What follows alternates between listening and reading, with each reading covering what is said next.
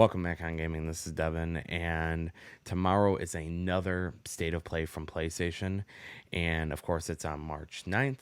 So, of course, dial back your expectations. I'm pretty sure there's not going to be too much that'll be earth-shattering within the video game community, but let's go ahead and see. Don't be too hopeful. Of course, don't have too high of expectations.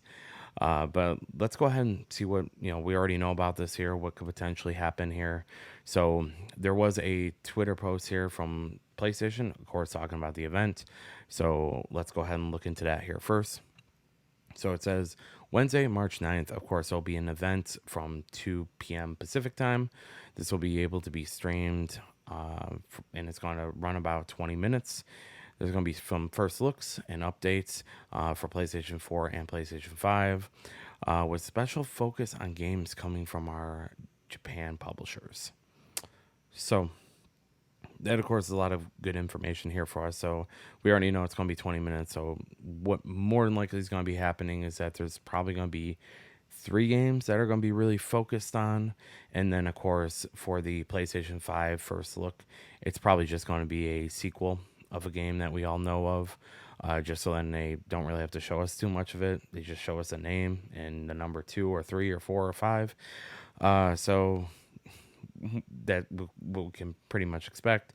And then, of course, for PlayStation 4 or 5, there's probably going to be a game that can be played on both of them. And then, of course, they're probably going to show some numbers, potential stock of PlayStation 5. What I would really love for them to do is to go ahead and show me why I should buy a PlayStation 5, or if I'm already an owner of a PlayStation 5, why it was good that I bought one, but we'll see. And then, of course, a special focus on games that are coming from Japan publishers.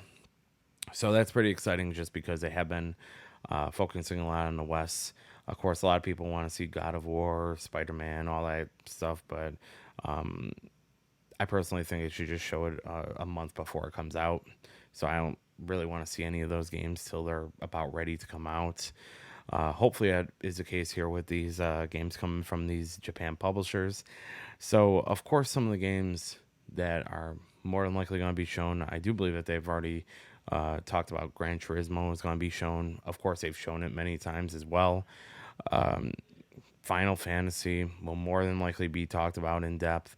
And then also, I do believe that they are going to talk about one of my favorite, excited, most anticipated games coming out, which of course is Ghostwire Tokyo. This game looks pretty awesome. I would love to see more in depth of this game. So, I mean, if they just go ahead and do that, they'll actually blow my expectations out of the water, just because I, just am pretty excited about that game. But anyways, another State of Play, of course. I've had some other videos on here talking about State of Plays in general, and I'm not the biggest fan of them just because, I do compare them to Nintendo Directs, and it's sort of hard when PlayStation did such a good job in the past of showing off games, and, when they were talking, that they had something very important to talk about. And these just seem like, just talking about games that have already been announced and that. And, we'll go ahead and see here with this one here tomorrow. But, let me know in the comments below what you guys think. What could potentially be shown. If Ghostwire is going to be a Game of the Year game, which I hope it is. I think it is. But anyways, like, subscribe, all that good stuff, and we'll talk to you later. Bye.